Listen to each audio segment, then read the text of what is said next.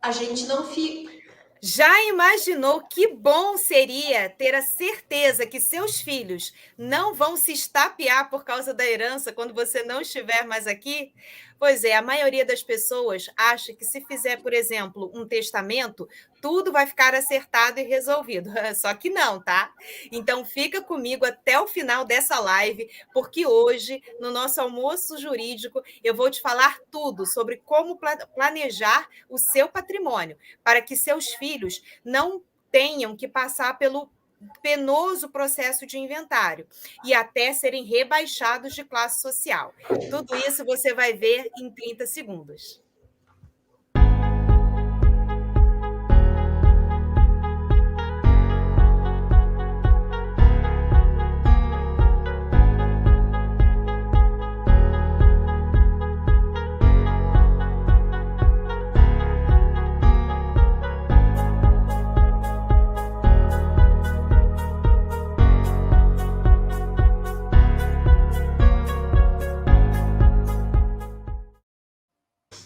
Olá, boa tarde, pessoal. Seja muito bem-vindo ao canal Ambiente Jurídico Digital, que hoje está recheado, olha aí para sua tela, só pessoas especiais e extremamente competentes. Hoje eu estou recebendo 3 maravilhosas convidadas. A minha sócia, vocês já conhecem, doutora Cibele Aguinello, fala de Ipatinga, em Minas Gerais. Tudo bom, Cibele? Boa tarde. Tudo bem, boa tarde, Luciana. Estamos aqui mais uma semana para trazer informações valiosíssimas para os nossos ouvintes queridos. Verdade, e temos aqui nossas amigas queridas também, e para brilhantar o canal, para brilhantar essa live de hoje, que está recheada de informações, temos aqui a doutora Juliana Lima de Castro, de Maringá, aqui também da região do Paraná. Seja bem-vinda, Juju. Oi, gente, boa tarde. Já boa tarde, Isso, aqui nesse canal existe uma divergência doutrinária. Eu venho sim. Existe uma divergência doutrinária. Pelo visto, a doutora Juliana se posicionou ao lado da doutora Cibele. Para mim, só é boa tarde depois que eu almoço. Vamos ver como vai se posicionar a doutora Dani. A doutora Daniela Justo, de Gravataí. Luciana, eu te apoio. Vamos de 2 a 2 aí. Olha, então a gente vai precisar ter mais um convidado, porque acabou de empatar, né? Esse acórdão foi empatado, então precisamos de alguém para desempatar. Doutora Daniela, seja muito bem-vinda, muito obrigada pela sua presença. Obrigada, muito obrigada pelo convite. É sempre uma honra estar compartilhando essas informações com vocês, com colegas que estudam tanto o tema e se dedicam tanto, né, a esse tema. Eu falo de Gravataí, Grande Porto Alegre, no Rio Grande do Sul, ou seja, o Sul está dominando. Assim não, né, gente? Só eu de Minas, agora que caiu minha ficha. Olha só. Exatamente, Cibele, mas é bom, porque a Cibele vem para dar aquela quebrada. Então, hoje, não é, Cibele? É sempre verdade. Bom, é sempre bom ter. Você vai abrilhantar e vai ser a pimenta aqui do nosso tempero gaúcho. Okay. E sulista aqui, né? Tem Paraná também. Então, pessoal, hoje o nosso bate-papo vai ser sobre planejamento patrimonial da família. Mas para você entender um pouco o que é planejamento patrimonial da família, a gente tem que falar um pouco a respeito do que você já conhece. E a gente sempre traz esse assunto aqui no canal e eu vou relembrar para você a importância de se fazer um planejamento patrimonial da família. A importância é pelo fato de, toda vez que uma pessoa tem patrimônio, ela fatalmente leva os seus herdeiros por um troço chamado inventário.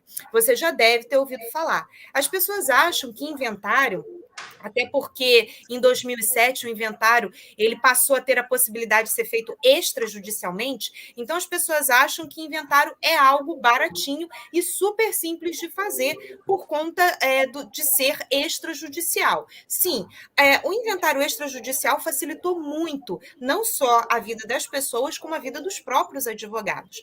O que não significa que o inventário extrajudicial ele vai ser mais barato por conta disso. Os valores continuam são os mesmos. Então, o que a gente traz aqui é desmistificar para as pessoas de que o inventário é baratinho e super fácil de fazer.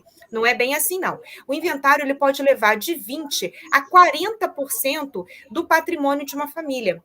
Daquele teu suor, daquele teu trabalho duro de 20, 30, 40 anos de trabalho, que eu sei que o pessoal rala muito aqui no Brasil. Então, como que você gasta tudo isso num possível inventário? Se você já teve inventário na sua família, você sabe como é que é. Mas se não teve, eu vou te dizer aqui só a título ilustrativo para exemplificar alguns dos maiores custos que o inventário carrega.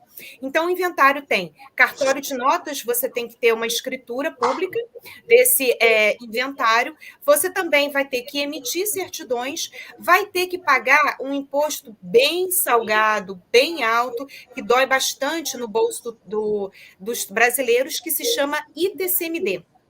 É o Imposto de Transmissão, Causa, Mortes e Doação.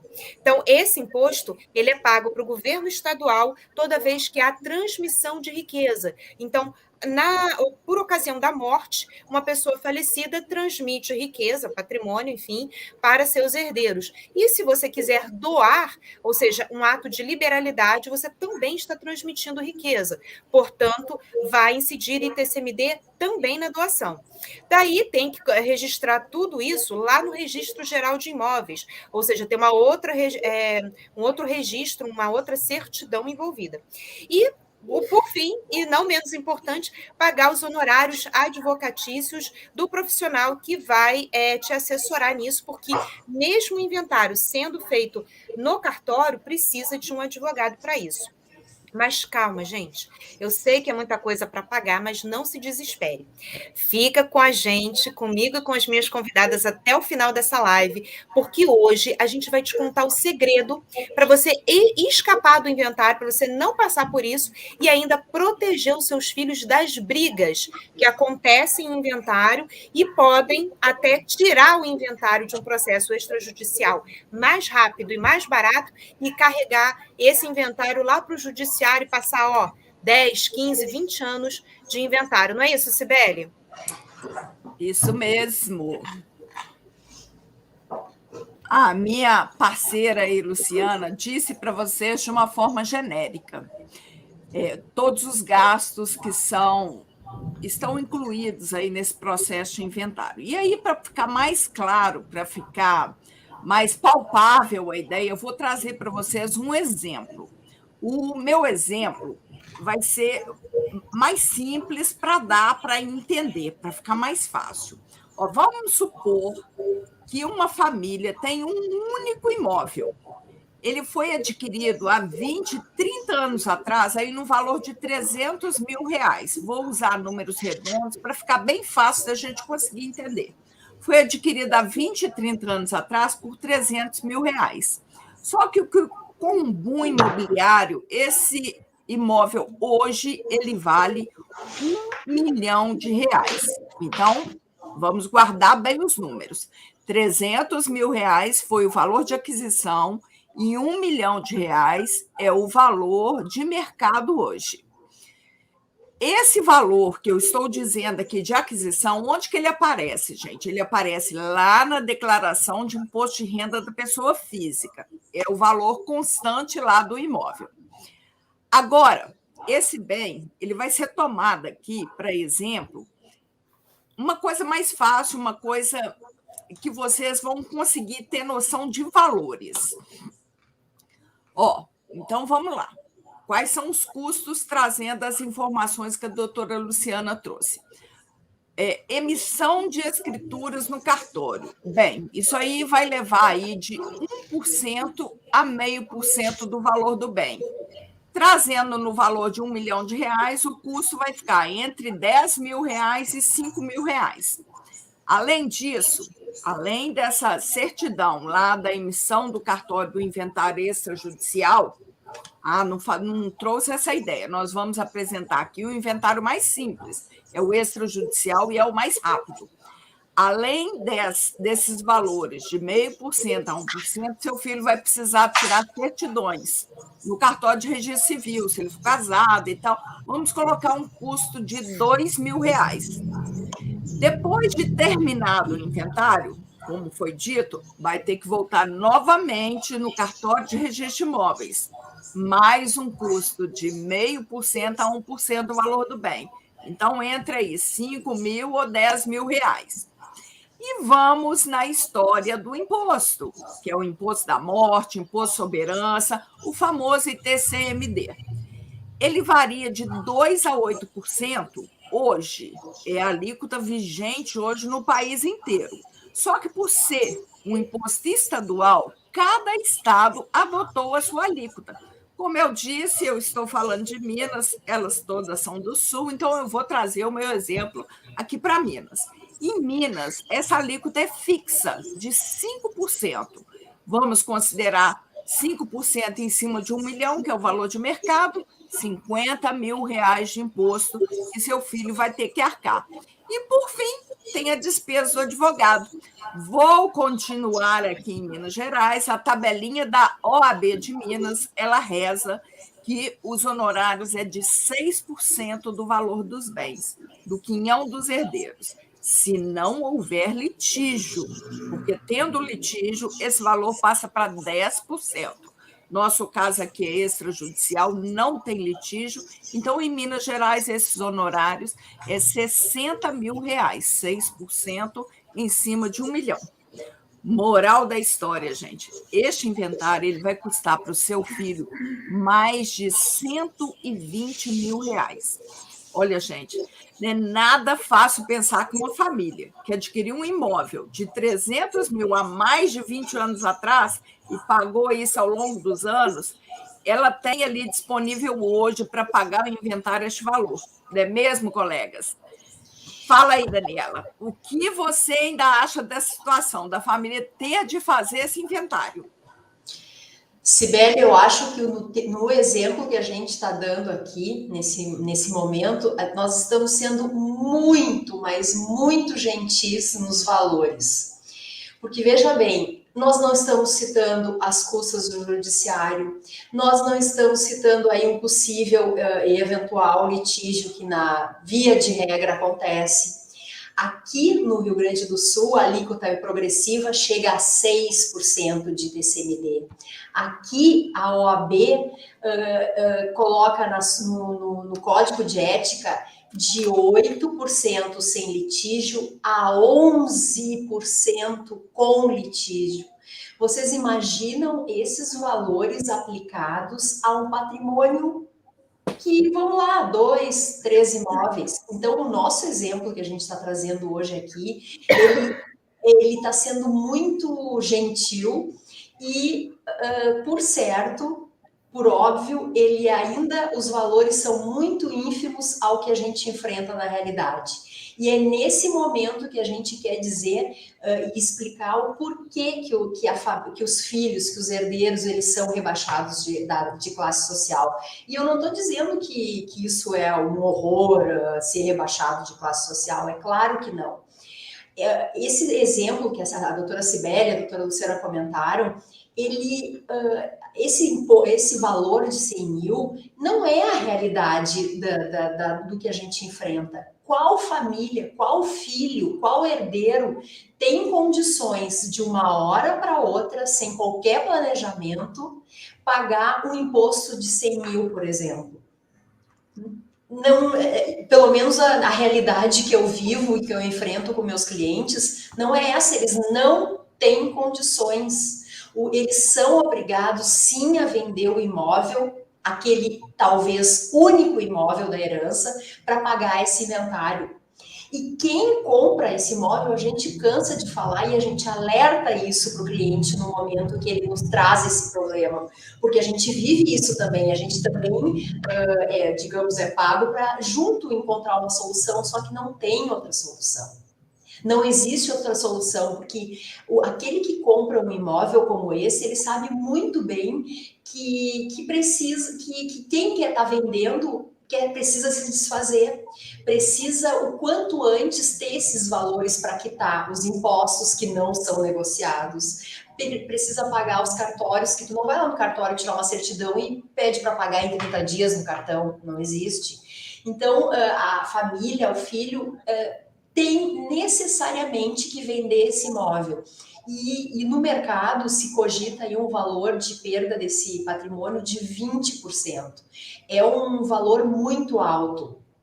Ou seja, o imóvel vale X, ele tem que aplicar aí uma perda de 20% nessa venda. Então, são situações que nos entristecem muito, porque às vezes aquela família, aquele filho, poderia ter um único imóvel. Eu cito casos que o cliente é salariado, trabalha em uma empresa e ele não tem condições de arcar. Ele tem que vender de qualquer forma mesmo. Então, não há outra alternativa. E não só isso, e eu vou passar para ti, doutora Juliana, para te complementar, outras tantas despesas que a gente pode acrescentar. Dani, pois é. Verdade. Você estava falando aí, eu estava aqui pensando, uma despesa que poucas pessoas levam em consideração é o imposto de renda sobre o ganho de capital. O que acontece? Quando esse herdeiro vende esse imóvel que está em inventário, além de ter essa perda patrimonial que você mencionou, nessa venda vai incidir o imposto de renda sobre o ganho de capital em relação à diferença entre os 300 mil que está no imposto de renda, o valor do imposto de renda, e os 800 mil que seria o valor de mercado. Tá? E aí a gente tem o quê? 15% sobre essa diferença de 500 mil reais, o governo tributa 15% sobre esse valor. Então, aí você pode acrescentar uma despesa de 75 mil. Então, daí, aquele valor que a Cibele mencionou, de 100 mil reais, você pode acrescentar mais 75. Então, são 175 mil de perda patrimonial, de prejuízo em realizar esse inventário. Eu lembrei dessa questão do ganho de capital, que poucas pessoas, na hora que se fala em inventário, poucas pessoas lembram disso. É verdade, Juliana, muito bem lembrado, muito bem lembrado. Que bom que você trouxe isso só para agregar, porque era aquilo que a gente estava conversando no início, né? Por isso que as pessoas acham que inventário é tão baratinho, porque elas acham que só precisa pagar aquilo que está no cartório, e não, né? Você acabou de mostrar aí que só de imposto de renda, imagina, 75 mil reais dá para comprar um outro terreno. Ao invés de você aumentar o seu patrimônio, não. Você perde. Terrível, né? Olha, vocês estão maravilhosas hoje. Amei, amei. Muito obrigada. E aí, pegando o gancho com a Juliana, eu gostaria de deixar bem claro, gente, que não precisa ser assim, tá? É por isso que a gente está fazendo essa live. Primeiro aqui, a gente tirou esses minutinhos iniciais, essa introdução à nossa live, para exatamente deixar bem claro a realidade da população brasileira. Se você ainda não passou por inventário, um dia você vai passar e pode ser que você enfrente todas essas despesas inclusive, como a Juliana bem comentou aí, despesas que você nem sabia que tinha, mas que vai passar por elas, como, por exemplo, ganho de capital no seu imposto de renda. Não precisa ser assim, gente. O que é possível ser feito é um planejamento patrimonial da família. E nós vamos mostrar a partir de agora, então, agora não sai dessa live, viu? Você tem que ficar até o final. Se você começou a assistir nesses primeiros 10, 15 minutos, agora você tem que ficar. Agora é a hora, porque nós vamos explicar detalhadamente como que é feito esse planejamento. E olha que interessante, né? O planejamento patrimonial da família, ele não é uma coisa nova, não fomos nós que inventamos, não, nem eu, nem minhas convidadas, nós estudamos esse planejamento porque o planejamento ele foi desenvolvido através de uma economia liberal dos países de primeiro mundo, dos países lá de fora. Então, por exemplo, Europa, Japão, Estados Unidos, todos eles já aplicam esse sistema de planejamento patrimonial. Então, ao invés de você gastar, jogar fora dentro daquele patrimônio que foi construído com muito sacrifício, aí no exemplo que as meninas pegaram, cada uma deu uma parte do exemplo, um imóvel de R$1 milhão, que hoje vale esse valor, né? Foi valorizado, mas que na verdade ele não foi adquirido por esse valor e muitas vezes financiado por anos, 10, 15, 20 anos. Mas, enfim, ao invés de você jogar fora 40% desse único bem ou desse patrimônio que nem é tão alto, é um patrimônio que foi levado décadas para ser construído, não, no sistema de planejamento patrimonial da família, você pode economizar de 60% a 90% daquilo que você poderia gastar e que não vai gastar. Mas o que é melhor, aqueles bens, aquele patrimônio que você deu o seu suor, o seu sangue para construir, perdeu momentos em família para trabalhar duro, a mais do que você precisava, para entregar isso para os seus herdeiros, esse patrimônio não precisa ser vendido para pagar inventário. E é isso que a gente vai trazer agora aqui para vocês. Nós vamos trazer agora os 3 pilares basilares para você fazer o seu planejamento patrimonial da família. Fica com a gente, né, meninas? Agora que vai esquentar, vamos falar sobre esses pilares e a doutora Daniela, nossa querida Dani, vai começar com esses pilares, né, Dani? Conta para gente. É isso aí, Luciana. Vamos começar do começo. E eu posso dizer assim, ó, o primeiro pilar é fazer uma organização patrimonial, né? Para evitar esse inventário. Aí vamos esclarecer um pouquinho. O que é esse planejamento propriamente dito? Nós criaremos, então, um sistema onde nesse sistema nós iremos abrir uma empresa que será uma empresa cofre. Nesta empresa, nós iremos incluir todo o acervo patrimonial da família. E quando eu falo, o que é todo o acervo patrimonial? Aquele patrimônio passível de avaliação pecuniária. São imóveis, são ações, são investimentos. É por óbvio que eu não vou botar lá o meu anel de ouro, que eu vou doar para quero que a minha filha receba, eu não vou colocar. Mas são patrimônios de maior valor. Muito bem, nós vamos integralizar esse capital social dessa empresa, que no segundo momento, então, a gente faz a doação com todas as cláusulas. Esse patrimônio permaneça sob o domínio dos patriarcas, da matriarca, do patriarca ou de ambos, depende da situação familiar. Sobre o recebimento dos frutos, se for o caso, dos aluguéis e assim por diante. Os patriarcas permanecem com domínio, podem vender. Então, lá no momento da ausência desses patriarcas, aí sim o sistema se opera, disparando o gatilho, como a gente diz, né? Para que essa sucessão haja e não tenha a necessidade da intervenção do judiciário e da cobrança dos enormes impostos e das enormes necessidades que a gente falou em cima, do gasto que há e, além de tudo, da perda patrimonial. Não há perda patrimonial nisso tudo. Os imóveis ficam protegidos, o patrimônio fica protegido, não só dos reveses daí da vida econômica, enfim, mas dos casamentos dos filhos, por exemplo. Isso é só um exemplo. Então, Cibele, me ajuda aí, o que mais essa organização ela pode trazer para nós? O que tu acrescenta aqui à minha colocação? Claro, Dani, vamos lá. Vamos lá, eu quero trazer uma coisa assim que, para mim, é de uma importância sem limite, que é a questão da proteção, não só para os seus filhos, porque a gente até usa assim, ó, você não precisa de nada disso agora, quem vai precisar são os seus filhos no futuro. Mas essa afirmação ela não é 100% verdadeira. Sabe por quê? Porque você fazendo o seu planejamento patrimonial e sucessório agora, o que vai estar acontecendo?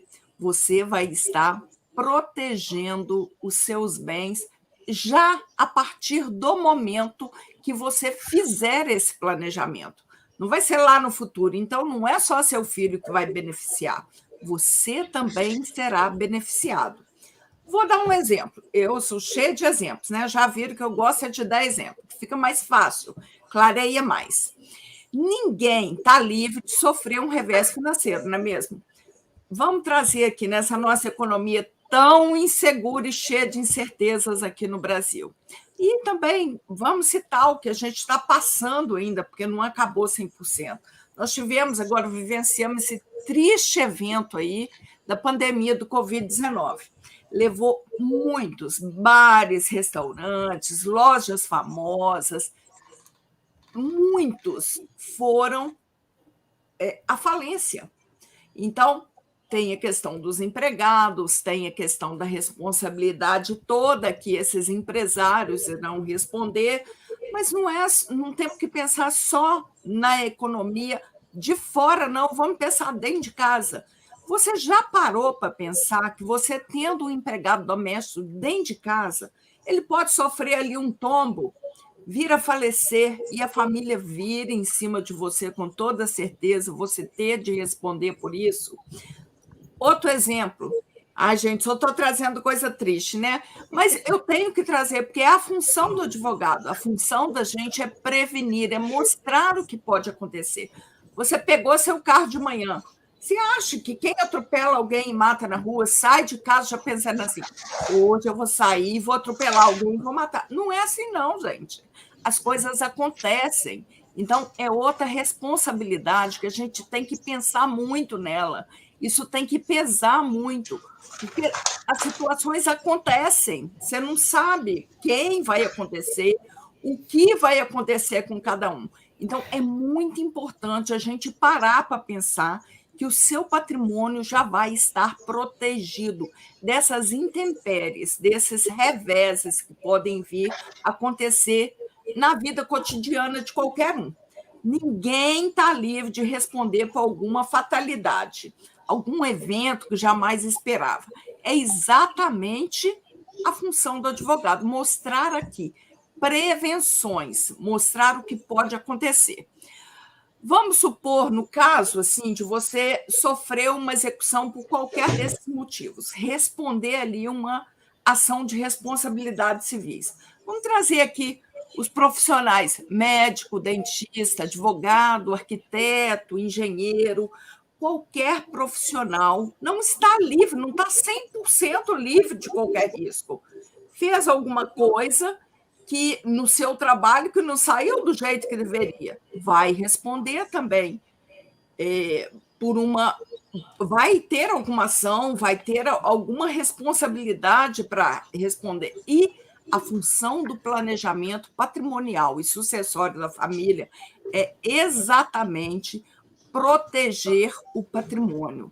São várias cláusulas protetivas que vão fazer parte do seu planejamento patrimonial.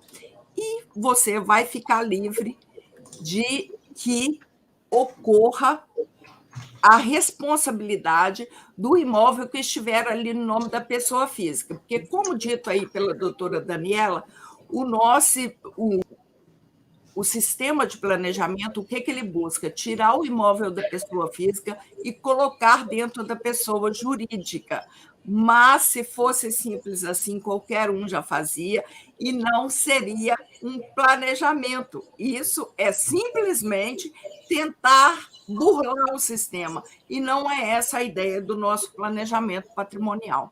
É exatamente as cláusulas, os contratos, todo o acordo de sócio, tudo que vai dar a segurança necessária para as pessoas no futuro.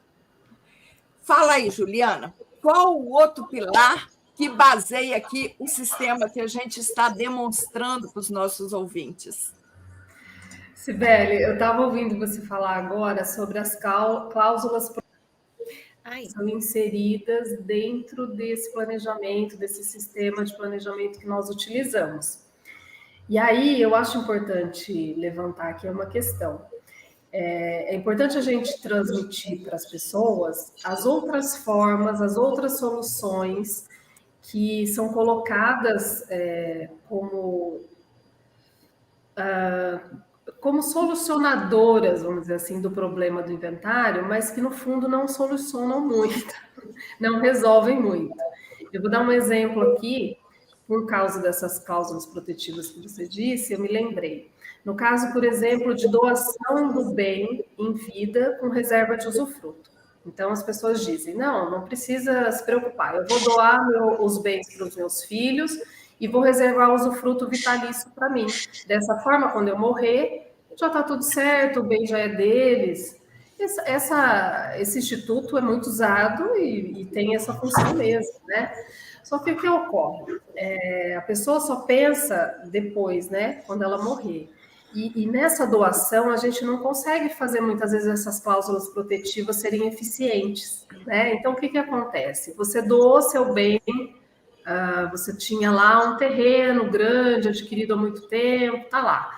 E você doa esse bem para os seus filhos, para os seus herdeiros, reserva usufruto para você.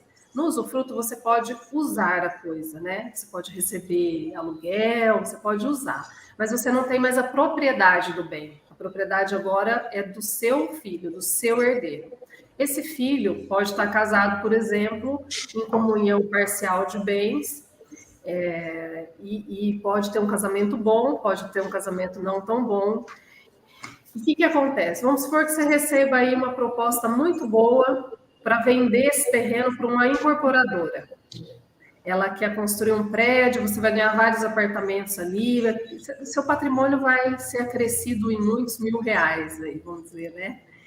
E aí, o que acontece? Como esse bem é de propriedade do seu filho, você vai precisar que ele venda, que ele efetue o negócio, porque o bem é dele. Então, aí você perde a propriedade, você perde esse poder de negociar, de vender, você fica amarrado você fica na condição de que seu filho aceite aquilo que você pretende fazer com aquele bem. Durante parte da vida, os filhos obedecem aí, seguem o que os pais indicam, mas a gente não é muito difícil ver famílias que se desentendem, que sempre se deram bem, mas se desentendem justamente na hora dessas questões patrimoniais, né? Mesmo em vida, mesmo quando o pai e a mãe ainda estão vivos. E aí pode ser que esse filho te diga, não, eu não quero fazer esse negócio, eu não quero vender. Ou pior, às vezes esse filho está aí com um problema no casamento, está se divorciando, e a esposa dele também não aceita, não quer, porque acha que vai perder patrimônio, acha que tem direito, e aí muitas vezes você perde um negócio que seria ótimo, porque essas pessoas que agora são donas do seu bem não querem concordar com a negociação. E aí você pode me perguntar, bom, mas é uma doação, a doação, os bens recebidos em doação não se comunicam com os maridos ou esposas, né? Só que eu vou te dizer uma coisa, na nossa prática a gente encontra, pelo menos aqui no Paraná, aqui na minha região onde eu atuo, mesmo que seja um bem herdado ou recebido em doação, se você é casado, o tabelionato exige que exista a assinatura da esposa ou do marido para poder vender esse bem. Eu não sei como que é a prática aí onde vocês estão, então essa formalidade é exigida, tá? Para assegurar, enfim, para aquela pessoa ter ciência daquela negociação que está sendo feita. Então, aí você, na doação do bem em vida, com usufruto, você perde esse amplo poder de propriedade que você tem. Já no planejamento sucessório, no sistema que nós utilizamos, você não existe essa perda de poder, de propriedade sobre os bens. Isso é muito importante de se destacar para as pessoas, que é uma outra coisa que ninguém pensa também. Excelente, maravilhoso, Juliana, maravilhoso, exatamente. Hoje a Juliana está conseguindo atingir pontos que as pessoas nem imaginam, não pensam mesmo. Que bom, Dani, Ju, E aí você só agregando. Por favor, por favor. Não, e daí eu estou lembrando aqui que uma questão que você domina bastante é a questão do testamento, que é outro ponto bem sensível, que as pessoas acham que resolve e muitas vezes não. Com certeza, eu sempre bato no testamento exatamente por isso, porque é muito conhecido, as pessoas utilizam muito e elas não sabem o problema que o testamento traz. E aí eu pegando o gancho aqui que a Juliana já introduziu, é isso mesmo, gente. Testamento faz o teu filho, a tua filha ir para o judiciário. Vamos supor que a tua família não tenha uma pessoa com necessidades especiais e nem menores, que isso já por si só obriga a família a ir ao judiciário. E vamos dizer também que é mais difícil ainda que não tenha briga, porque geralmente tem. Mas vamos colocar aí talvez um filho único ou um casal de filhos que estejam de comum acordo. Se por acaso você caiu na besteira de fazer um testamento, esses filhos, ainda que estejam de comum acordo, eles vão cair lá no judiciário por conta de um testamento que você fizer. Por quê?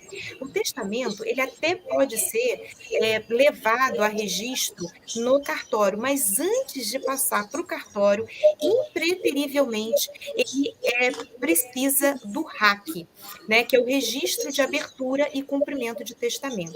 Esse RAC só o juiz pode dar. Então, no testamento, o seu filho paga 2 vezes. Ou seja, nós começamos essa live dando o exemplo do inventário e de contas, cálculos. A doutora Cibele trouxe esses cálculos, a doutora Juliana e a doutora Daniela trouxeram vários valores que arrebentam, que acabam, consomem com todo o seu patrimônio.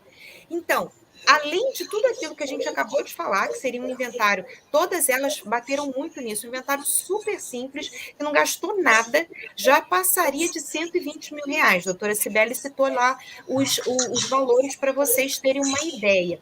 De um patrimônio só, uma coisinha super simples, tá? Então, tendo isso em mente, veja, com o testamento, esse valor, ele dobra. Porque o que acontece? O teu filho, a tua filha, os seus herdeiros vão ter que passar pelo judiciário. Então, soma aí na sua listinha de coisas a pagar. Tem que pagar mais as custas judiciais e, novamente, outros honorários advocatícios para o advogado que vai representar os seus filhos nesse testamento lá no judiciário.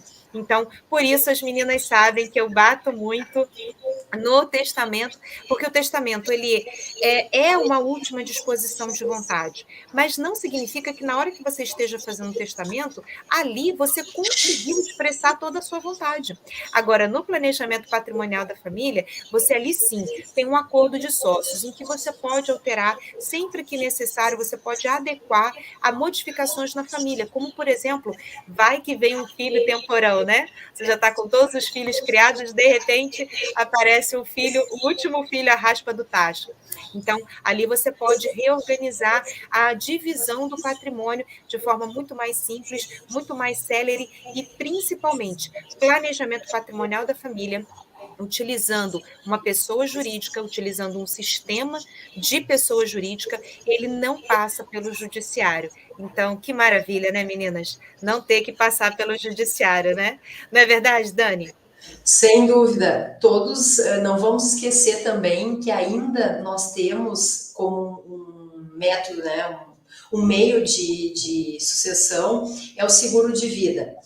Mas, e aí eu preciso falar para vocês que quando o cliente pensa nessa alternativa, a gente fica impressionada, porque a gente não sugere, por óbvio, mas alguns clientes nos trazem esse questionamento. Ah, doutora, mas eu vou fazer então o seguro de vida.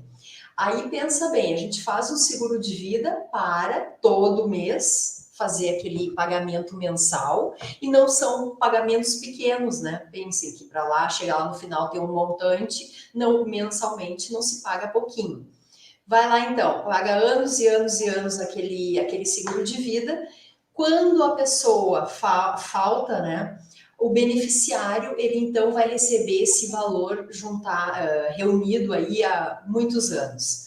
Para que, com a intenção única e exclusiva de quitar inventário e todas as despesas que a gente falou aqui mais de uma vez. Aí imagine, quando tu passa uma vida pagando um seguro para que o teu filho, o teu beneficiário, o teu herdeiro receba, para que ele esteja seguro para pagar uma faculdade, para que ele possa usufruir de fato desse valor. Mas não é o que acontece. Ele vai ter que pagar as despesas do inventário. Por óbvio, nós estamos aqui falando ali em doação e usufruto, estamos falando aqui seguro em vida e testamento, são meios de planejamento, a gente não pode negar, eles estão previstos na nossa lei. Acontece que não são meios eficientes e econômicos. Não são meios eficientes no que tange ao planejamento. Isso é um planejamento que, o seguro de vida, e aí mais especificamente, em termos de negócio, de mercado, ele não é vantajoso, porque tu guarda um dinheiro com uma rentabilidade super baixa por anos da tua vida, para lá no final ter que pagar despesas de um monte de gente. Então, sim, a gente está aqui, a gente está conversando, são meios sim, né? O cliente vem e nos traz essa dúvida, mas não são eficientes como o planejamento sucessório e patrimonial por meio do que a gente propõe e do que a gente estuda. E aí, Luciana, me diz aí o terceiro pilar, o que a gente vai dizer para os nossos ouvintes? Ah, meninas, está acabando. Vamos encerrar com o terceiro pilar, isso mesmo. Que pena, né? Passou rapidinho, né? Muito obrigada mesmo. Já vou adiantando, agradecendo as meninas que arrasaram. E sim, vamos agora ver o terceiro e último pilar. Agora, você que ficou até agora nessa live, muito obrigada. Deixa o seu like, se inscreva no canal, porque você vai aprender muito mais. Eu sempre trago convidados especiais. Eu e a doutora Cibele Agnello fazemos essa live todas as quintas. Então, já anota aí na sua agenda que quinta que vem tem mais. Mas, para você que ficou até o final, sim, a Dani falou muito bem, temos o terceiro pilar. Então, nós vimos o que as pessoas conhecem, então, colocamos tudo para você, tudo que você já conhecia, e mostramos que isso não é eficiente, te dizemos como fazer o seu planejamento, você agora já sabe. E o último pilar é assim, ó. Você deve estar pensando, poxa, Luciana, meninas, isso é coisa de bilionário, isso é coisa de gente que tem muito dinheiro, muito patrimônio a perder. Não, não é coisa de bilionário, não. Isso é um sistema legal que está à disposição de quem quer que seja. Se você quer fazer um sistema patrimonial, um planejamento da sua família, para os bens da sua família, você pode. Nada te impede, não é coisa de bilionário. Inclusive, a gente pode identificar para quem serve esse planejamento. Vamos fazer algumas perguntas? Então, você que está me assistindo aí, pode escrever no chat ou pode entrar em contato conosco. Você tem filhos? Você quer deixar esses filhos, esses herdeiros, de uma forma confortável quando você não estiver mais aqui? Você tem patrimônio? Pelo menos um único bem? Você viu que hoje, nessa live, nós demos o exemplo de um único imóvel valendo 1 milhão, mas que foi adquirido por 300 mil, uma família que só tem um bem. É o seu caso? Você tem pelo menos um bem imóvel? Você acha revoltante deixar parte, até 40% desse valor, para o inventário, para o cartório, para o despachante, para as certidões, até para o imposto de renda, como ganho de capital, que foi muito bem explicado aqui hoje? Então, é justo você pegar o suor de uma vida inteira e deixar isso correr frouxo na hora de fazer o inventário? E aí, agora, mudando um pouco as perguntas, será que não seria muito melhor ter um planejamento com documentação pública, todo regular, com os impostos pagos, mas de maneira eficiente, de maneira mais barata? Não é uma questão de sonegação, é uma questão de eficiência tributária, diferente. Os impostos são pagos, mas a menor, de maneira diferenciada.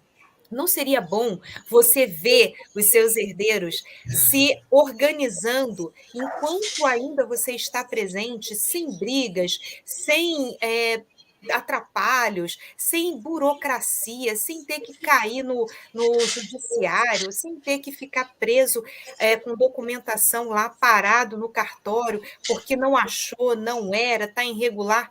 Não é melhor organizar antes? Pois bem, é por isso que nós estamos aqui.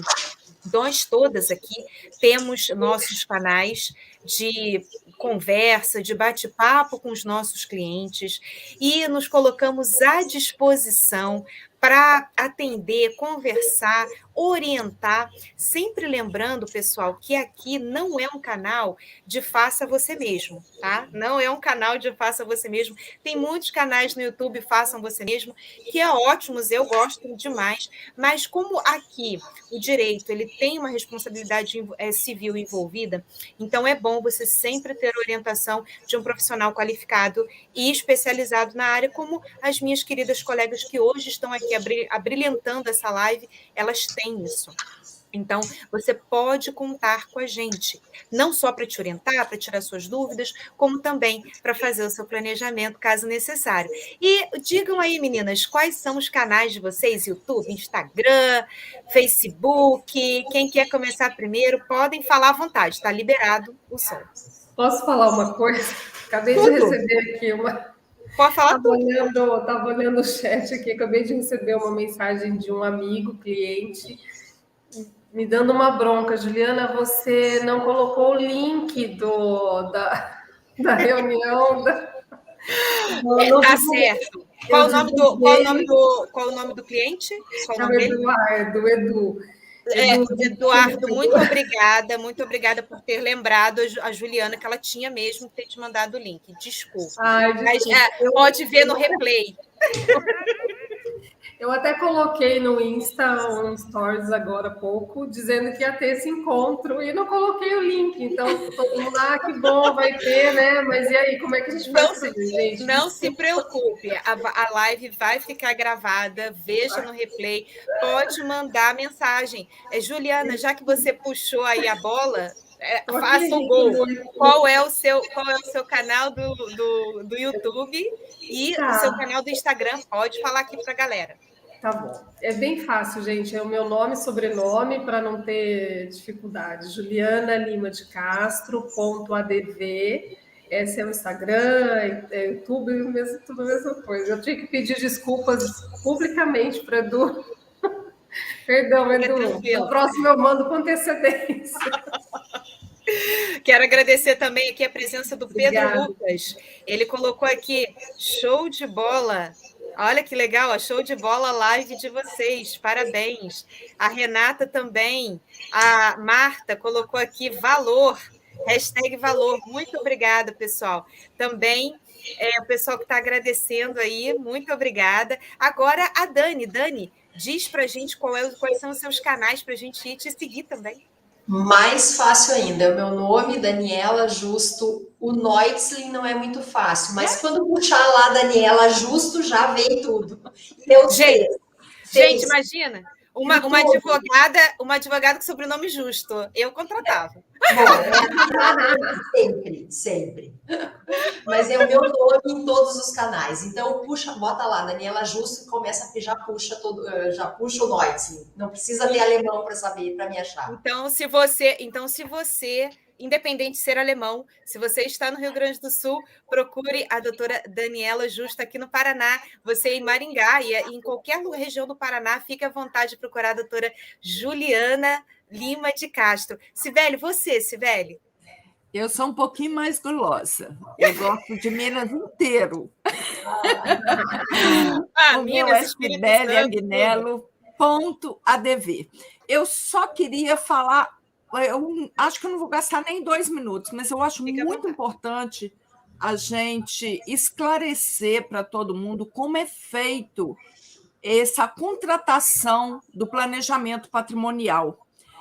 É muito importante vocês saberem que é feito através de 3 passos. O primeiro passo é a contratação da seção de viabilidade. Essa seção de viabilidade, nós, advogados, iremos escutar toda a formação patrimonial, a formação familiar, vamos escutar tudo o seu desejo, o seu anseio, por que você quer fazer o planejamento, o que você pretende deixar para cada filho. Então, vai ser mantida a sua vontade. Depois da sessão de viabilidade, o segundo passo é a contratação, a gente fala croquis estrutural. É como se fosse a planta baixa da casa. Nesse croquis, você vai ter a possibilidade de ver a sua hold montada. Serão dadas possibilidades, se a sua família, a gente enxergar mais do que uma possibilidade, nesse croquis, a gente vai oferecer e você vai poder escolher o de melhor, porque a gente explica a vantagem e desvantagem de cada um e você tem o poder de escolher. E só então, no terceiro passo, é que será montada a hold. Assim que todas nós trabalhamos, não é mesmo, meninas? Com certeza. Muito obrigada, Cibele, por ter até lembrado disso, sim. Isso orienta o cliente, inclusive, porque a gente falou aqui de planejamento, explicamos passo a passo como é feito. Então, novamente agradecendo, muito obrigada por você ter ficado até aqui. Muito obrigada, Dani, muito obrigada, Ju. Cibele, minha querida do coração, muito obrigada. Mais uma semana que vem estamos aqui novamente. Com certeza. E se você achou que foi importante essa live, não deixe de compartilhar. Escreve aqui nos comentários, #valor, #eu concordo, #eu vou fazer meu planejamento. E dê o seu like, compartilhe nas mídias sociais, mostre para a sua família, para os seus amigos, para pessoas que realmente vão tirar proveito dessa instrução jurídica. É de graça, está aqui no YouTube. É tão difícil a gente encontrar materiais de qualidade, informações de qualidade, coisas de real valor na internet e de graça ainda por cima. Então, não perca essa oportunidade. Meninas, muito obrigada mais uma vez. E a casa está aberta. Sempre que quiserem vir, é toda quinta. É só logar. Voltaremos. Tá bom?